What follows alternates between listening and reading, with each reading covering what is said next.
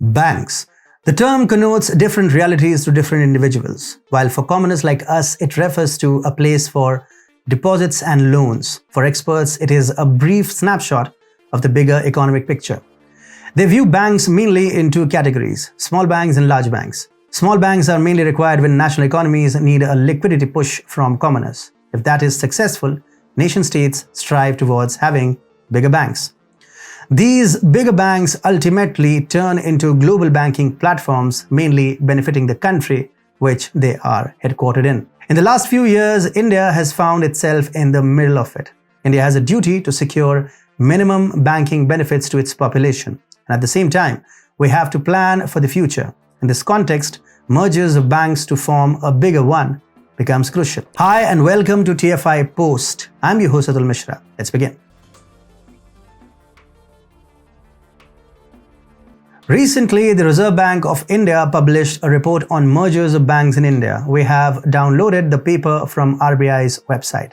It is titled, "Do Bank Mergers Improve Efficiency? The Indian Experience." The report looks at the experience of the mergers in India happening after 2022. Authors mainly looked at 15 financial ratios. These ratios cover liquidity, profitability, operating efficiency, capital adequacy, asset quality, and NPA provisions. While the fate of banks merged in the initial years of post-liberalization period are well known, people are curious to understand the impact of recent mergers by the Modi government. As extensively reported by TFI in 2019, 10 public sector banks or PSBs were merged into 4, bringing down the total number of PSBs from 27 to 12. There were many reasons behind it. For instance, the presence of a large number of PSBs had not remained a foremost necessity in 2019, primarily because the Jan Dhan Yojana introduced by PM Modi had started to do its magic. Total number of Jan Dhan accounts was close to 37 crore in the month of August 2019. These accounts cumulatively held Rs 1,02,415 crores. Mind you, these numbers were just a mere formality, as one would assume from the fact that it is merely poor villagers putting their small savings in Jan Dhan accounts. The fact is that Jan Dhan account holders have been given enough avenues to break free from the bureaucratic shackles of not being able to take out their own funds on time. When the merger was taking place, 75% of Jan Dhan account holders had their own debit cards.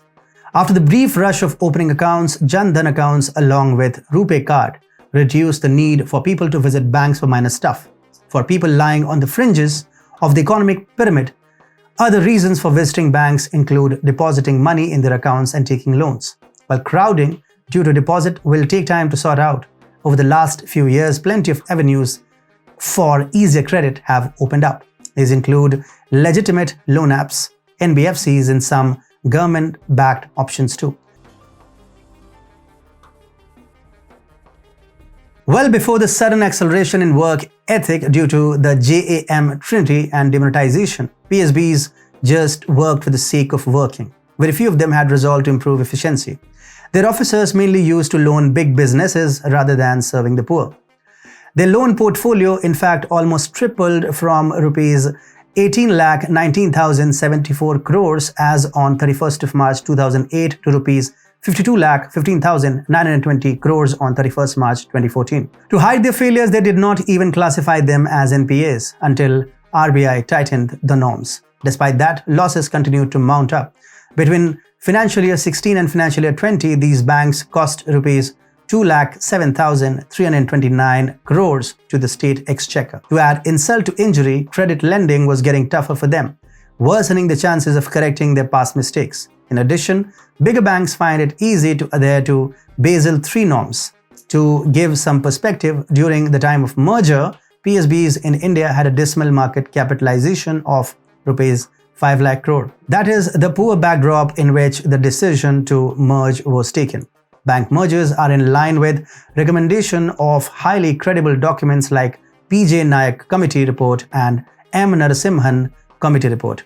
With a merger, government strived to achieve lower cost of operations, more financial inclusion, broadening geographical reach of both the acquirer and the acquiree banks, availability of bigger scale of expertise, lesser burden on government for recapitalization, abolition of redundant posts, finance large projects, increase competitiveness, and technological synergy. To put it simply, the merged entities were supposed to be more efficient. To check whether these merged entities attained the desired level or not, researchers checked both past and present of acquirers and acquirees. The word past here means the period 3 years before the merger, and by present researchers refer to either the end of 2022 or 2 years after the merger. Firstly, it was checked whether the bank which acquired another was more technically efficient or not. Look at the following chart.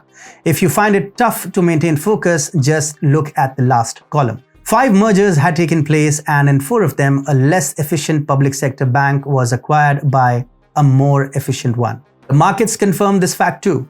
For shareholders of efficient banks, it is a bad strategy if an efficient entity buys a less efficient one. Similarly, for shareholders of inefficient banks, it is good news if a bigger player has come to rescue their banks. Generally, such kinds of news turns into abnormal returns for shareholders of both acquirer and acquiree. Researchers found out that the sum total of all such abnormal returns a day before and after the news about mergers was circulating. The following chart shows a steep decline in returns for acquirers, while for shareholders of less efficient banks, it was the day of bounties. The enthusiasm was not short-lived. For next 2 years, the new entities left no stone unturned in overhauling the working culture. Resultantly, key ratios like CRAR, ROA, ROE, cost-to-income ratio, GNPA, NNPA, and NPA provisions witnessed a remarkable uptick for most of them. Here are 2 charts which depict this change. The first chart refers to the change observed within the period of 1 year. It has been compared with the same ratios existing 1 year before the merger. The second chart reflects the changes observed within 3 and 2 years before and after the merger. It is pertinent to note that the authors checked whether the influence of industries to which different banks cater to brings any impact or not. The authors said results are consistent across most of the metrics even after adjusting for industry-wide influences. By now, these charts would have made it clear that the changes were unprecedented. It can only mean one thing, and that is change in technical efficiency. After proving that key financial metrics improved, the authors looked into the technical efficiency aspect of the mergers. 3 out of 5 acquirers witnessed a significant change in their technical efficiency. That is true for 2 years after the merger. At this point, it is pertinent to note that improvement in technical efficiency of newest mergers is not as good as it was seen after the 1997 round of mergers. In that merger, average efficiency had increased from 90.88 to 93.80 in 3 years. That feat looks tough to achieve given that decline in average efficiency of Bank of Baroda is dragging the whole number back. Despite that flaw, it is no short of achievement. Banks' performance on other metrics not so closely related to academic jargons also stand as strong testament to it. We have data available for 2 financial years after the merger, FY21 and FY22. After a brief blip in COVID hit FY21, credit-to-deposit ratios of banks have significantly increased. Remarkably, both loans and deposits witnessed an uptick. The increase in deposits meant that in FY22, assets held by public sector banks were highest in history. It was at a historic high of Rs 1.6 trillion.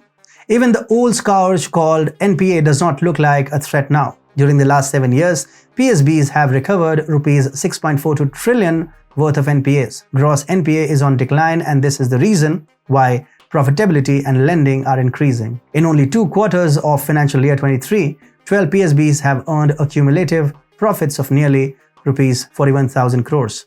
In November last year, market capitalization of PSBs crossed Rs 10 lakh crore for the first time. 50% of it was occupied by SBI, once a subject of memes for us Indians. Even the share of PSBs in lending has jumped up to 54.8% of total loans distributed in India. The lending by PSBs is expected to increase significantly in FY24. All of this has resulted in positive public sentiments, and shares of PSBs have increased significantly.